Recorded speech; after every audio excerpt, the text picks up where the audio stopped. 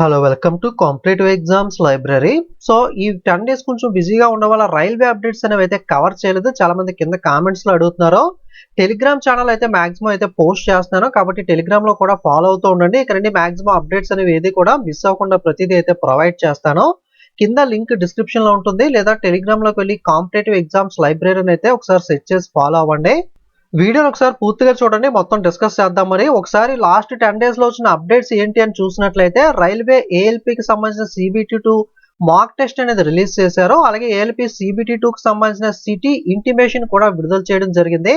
Already Telegram లో మీకు links అనేవి షేర్ చేశాను. అలాగే RRB JEE CBT2 response sheets అయితే విడుదలవడం జరిగింది. సో కానీ ఏం జరిగింది అంటే జేఈకి సంబంధించి CBT2 అనేది 2 షిఫ్ట్ లో జరిగింది. కొన్ని జోన్స్ మనకి షిఫ్ట్ 1 లోను, కొన్ని జోన్స్ షిఫ్ట్ 2 లోను కండక్ట్ చేశారు. కాకపోతే షిఫ్ట్ 1 లో వచ్చిన ప్రశ్నలు యాజ్ ఇట్ ఈస్ గా షిఫ్ట్ 2 లో కొన్ని రిపీట్ అవడం అయితే జరిగింది. దీనివల్ల షిఫ్ట్ 1 వాళ్ళకైతే మనకి డిసడ్వాంటేజ్ ఉంటుంది కాబట్టి అది న్యాయం కాదు. కాబట్టి షిఫ్ట్ 2 అనేది మనకైతే క్యాన్సిల్ చేస్తూ ఆర్ఆర్బి జేఈ షిఫ్ట్ 2 క్యాన్సిల్ చేస్తూ అఫీషియల్ గా అయితే మనకి ఇంటిమేషన్ అయితే ఇవ్వడం జరిగింది. వాళ్ళకి మళ్ళీ కొత్తగా ఎగ్జామ్ అనేది త్వరలో అయితే కండక్ట్ చేస్తారు. టెక్నికల్ ఇష్యూ వల్ల ఎలా వచ్చింది అని అయితే చెప్తున్నారు. అలాగే ఏఎల్పి కూడా టెక్నికల్ ఇష్యూ వల్ల CBT2 అనేది క్యాన్సిల్ అవడం అయితే జరిగింది. Okay, next RRB railway group D number of applications data అనేది కూడా విడుదలవడం అయితే జరిగింది. అప్డేట్ అనేది మిస్ చేశాను, నేను టెలిగ్రామ్ లో కూడా షేర్ చేయలేదు, అందుకే ఈ రోజు షేర్ చేశాను, ఈ రోజు చూశాను. మనకి అఫీషియల్ డేటా ప్రకారం అప్రాక్సిమేట్ గా 32,000 గ్రూప్ డి రైల్వే ఉద్యోగాలు ఉంటే దానికి 1,08,22,423 మంది అయితే అప్లై చేయడం అయితే జరిగింది, అన్ని జోన్స్ కలుపుకుని. సికింద్రాబాద్ జోన్ అయితే 9,60,697 మంది అయితే అప్లై చేశారు. దీంట్లో అన్రిజర్వ్ వాళ్ళు తక్కువే ఉన్నారు, 80,000 అప్రాక్సిమేట్ గా చూసుకున్నట్లయితే. ఎస్సీ వాళ్ళు 2,57,000, ఎస్టీ వాళ్ళు అయితే 1,00,000, అలాగే ఓబీసీ వాళ్ళు 4,76,000, ఈడబ్ల్యూఎస్ వచ్చేసరికి 44,687. ఇక్కడ మీరు గమనిస్తే అన్రిజర్వ్ అలాగే ఈడబ్ల్యూఎస్ అనేది అయితే మీకు తక్కువ మందే కనబడతారు. మెయిన్ గా ఇక్కడ ఈడబ్ల్యూఎస్ వాళ్ళకి కొంచెం అడ్వాంటేజ్ అయితే ఉంటుంది, బట్ అన్రిజర్వ్ వాళ్ళు అయితే మనకి అన్రిజర్వ్ లో అప్లై చేసిన వాళ్ళు తక్కువ మంది ఉన్నప్పటికీ ఎస్టీలో మనకి మెరిట్ లో కొట్టే వాళ్ళు ఉంటారు. ఎస్టీలో మెరిట్, ఓబీసీలో మెరిట్ ఎక్కువ మార్కులు వస్తే వాళ్ళు అన్రిజర్వ్ లో సెలెక్ట్ అయిపోతూ ఉంటారు కదా. సో అలా మనకి వెళ్ళిపోతూ ఉంటారు. దానివల్ల అన్రిజర్వ్ కట్ ఆఫ్ అనేది అయితే ఎక్కువగా అయితే ఉంటుంది. ఎందుకంటే అన్రిజర్వ్ అంటే ఓన్లీ అన్రిజర్వ్ ఉంటారు కదా, ఏ కేటగిరీ వాళ్ళైనా సరే హై స్కోర్ చేస్తే వాళ్ళు అన్రిజర్వ్ అయితే వెళ్ళిపోతారు. కాబట్టి అన్రిజర్వ్ కట్ ఆఫ్ అయితే ఎక్కువగానే ఉంటుంది. సో నేను చాలా మంది కూడా ఈ జోన్ తక్కువ ఉంటుంది కాంపిటీషన్, ఇక్కడ అప్లై చేయండి అక్కడ అప్లై చేయండి అని చెప్పి చాలా వీడియోస్ అయితే చేశారు. మన ఛానల్ మటుకు అలాంటి వీడియో ఒకటి కూడా చేయలేదు. నేను మీకు క్లియర్ గా చెప్పాను, మనం ఎక్స్పెక్ట్ అనేది చేయలేం. ఎందుకంటే లాస్ట్ టైం మనకి ప్రీవియస్ గా జనరల్ గా అప్లై చేసేటప్పుడు ఏం చూస్తారో, లాస్ట్ ఇయర్ గ్రూప్ డి ఎక్కడ కట్ ఆఫ్ తక్కువ ఉంది, ఎక్కడ ఎక్కువ ఉంది, లేదా రీసెంట్ గా ఏమన్నా ఎగ్జామ్ జరిగితే అక్కడ కట్ ఆఫ్ ఎక్కడ ఉంది తక్కువ ఉంది అని చూసి అప్లై చేస్తూ ఉంటారు. బట్ అలాగే అందరూ అప్లై చేస్తే అక్కడ కూడా మనకి ఈసారి కాంపిటీషన్ అనేది పెరిగిపోయే ఛాన్స్ అయితే ఉంటుంది కదా. సో అలాగే ఈసారి చూసుకున్నట్లయితే మనకి ప్రయాగ్రాజ్ ఎప్పుడు చాలా ఎక్కువగానే ఉంటుంది, 8 లక్షలు అప్రాక్సిమేట్ గా ఉంది. చాలా మంది ఈసారి ముంబై కట్ ఆఫ్స్ తక్కువ ఉన్నాయి కదా, ముంబైలో జాబ్స్ అనేవి ఎక్కువ ఉన్నాయి కదా అని చెప్పి ప్రతి వాళ్ళు ముంబై అప్లై చేయడం వల్ల 15,59,100 అప్లికేషన్స్ అయితే మనకి ముంబై జోన్ లో మీరు రావడం గమనించవచ్చు. అలాగే గౌహతి అస్సాం ఎక్కడో మూల ఉంటుంది, అక్కడ ఎవరు అప్లై చేస్తారులే అని చెప్పి అక్కడ అప్లై చేసిన వాళ్ళు కొంతమంది తెలివిగా అక్కడ కూడా 10,72,000 అయితే అప్లికేషన్స్ ఫిగర్ అయితే వెళ్ళడం జరిగింది.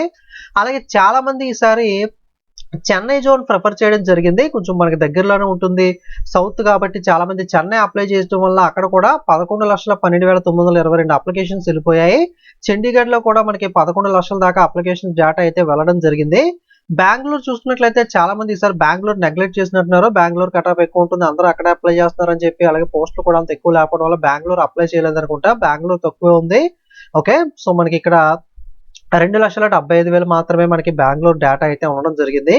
సో మనం ఎవరం కూడా ఎక్స్పెక్ట్ అయితే చేయలేం ఈసారి అలాగని చెప్పి ఇక్కడ ఎక్కువ అప్లై చేశారని చెప్పి కట్ ఆఫ్ ఎక్కువ ఉంటుందంటే అది కూడా కన్ఫర్మ్ కాలేదు. బట్ మెజారిటీ 80 to 90% అయితే ఎక్కువ అప్లికేషన్స్ ఉన్న చోట ఎక్కువ కట్ ఆఫ్ అనేది మనం అయితే ఎక్స్పెక్ట్ చేయొచ్చు. చాలా మందికి డౌట్ రావచ్చు, ఇంతమంది అప్లై చేశారు, సో మన పరిస్థితి ఏంటి, మనం ప్రిపేర్ అవ్వగలమా అంటే. సో దీంట్లో ఒక పాయింట్ ఆఫ్ వ్యూలో కొంతమంది ఆలోచించేది ఏంటంటే అప్లై చేయడం ఉంది, చాలా మంది అప్లై చేస్తారు, అప్లై చేసిన వాళ్ళు చాలా మంది ఎగ్జామ్ కి అటెంప్ట్ కూడా అవ్వరు, అటెండ్ అయినా సరే ప్రిపరేషన్ లేకుండా జస్ట్ నేమ్స్ ఏదో అప్లై చేసాం కదా అని అటెంప్ట్ అయ్యే వాళ్ళు ఉంటారు. ఓకే, సీరియస్ గా ప్రిపేర్ అయ్యే వాళ్ళు తక్కువ మంది ఉంటారు.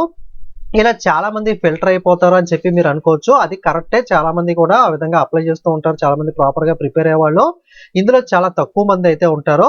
బట్ స్టిల్ వాళ్ళందరినీ తీసేసినా ఇంకా చాలా మంది అయితే అప్లికేషన్ సీరియస్ గా ప్రిపేర్ అయ్యే వాళ్ళు కూడా చాలా మంది ఉంటారు. అలాగని చెప్పి మీరు నెగ్లెక్ట్ చేయడానికి అయితే లేదు. మీరు ఈ కోర్టు కేసు ఉంది, ఏమవుతుంది ఇష్యూ ఇలాంటివన్నీ మైండ్‌లో తీసేసి మీ చేతిలో ఉందల్లా మీరు అప్లై అయితే చేసేసారో, ఇక మీరు చేయాల్సిందల్లా మీ ముందు సిలబస్ ఉంది. ఆ సిలబస్‌ని యాజ్ ఇట్ ఈస్‌గా మీరు ప్రిపేర్ అయ్యి అంత టైం ఉంటే అంత రివిజన్ చేసుకోవడం, ప్రిపేర్ అవ్వడం అదొకటే మీ చేతిలో ఉంది కాబట్టి మీరు ఓన్లీ ప్రిపరేషన్ పైన అయితే దృష్టి పెట్టండి.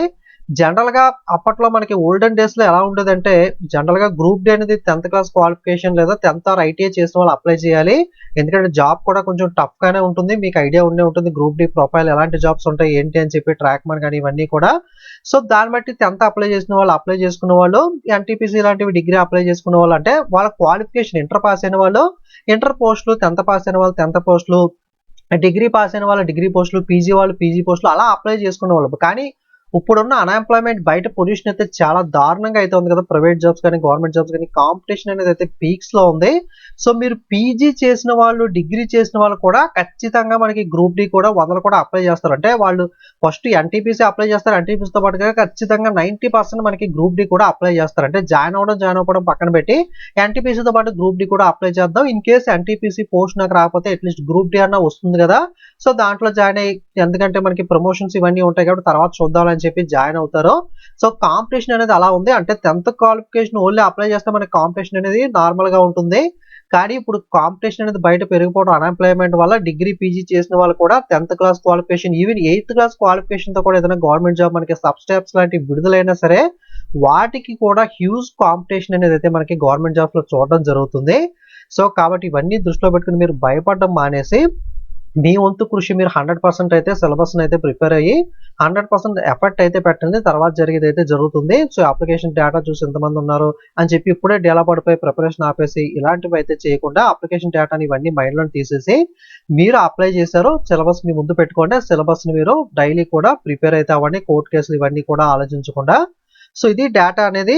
సో, అప్డేట్స్ అనేవి అయితే ఇకనుండి రెగ్యులర్‌గా మిస్ అవ్వకుండా ప్రొవైడ్ అయితే చేస్తాను. కొంచెం 10 డేస్ ఇష్యూ వల్ల అయితే మనకి అప్డేట్స్ అనేవి కొన్ని మిస్ అవ్వడం అయితే జరిగింది. అవి కూడా టెలిగ్రామ్‌లో అయితే అప్పటికప్పుడు అయితే షేర్ చేయడం అయితే జరుగుతుంది కాబట్టి టెలిగ్రామ్‌లో కూడా ఫాలో అవ్వండి. ఓకే. Thank you.